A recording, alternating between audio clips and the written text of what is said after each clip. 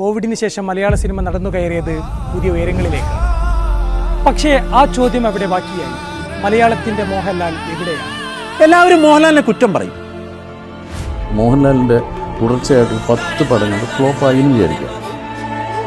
എല്ലാവരും മോഹൻലാലിനെ അന്ന് കുറ്റം പറയും. മോഹൻലാൽ അങ്ങനെ ഇപ്പോൾ ഇങ്ങനെ ഇപ്പോൾ എന്നൊക്കെ പറഞ്ഞ് നല്ല ആഞ്ഞി ചിത്ത വിളിക്കും.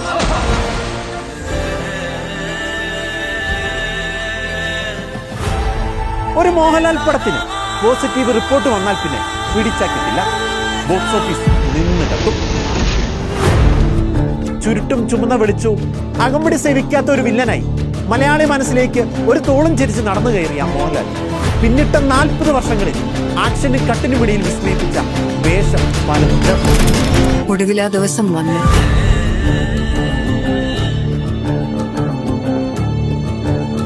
രാജാവ് തിരിച്ചു തൂക്കി അങ്കിൾസി തൂക്കി. പടം മതി, ഇതെല്ലാം മാറ്റിയിട്ട് രത്നെ പോലെ. പിന്നെ അത് അവരങ്ങനെയാണ്.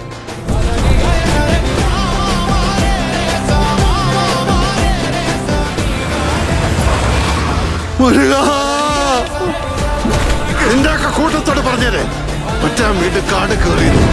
5 बार राष्ट्रीय फिल्म पुरस्कार विजेता, पद्म भूषण एवं पद्मश्री से सम्मानित Shri Mohanlal ji. I extend my heartfelt thanks to the government of India.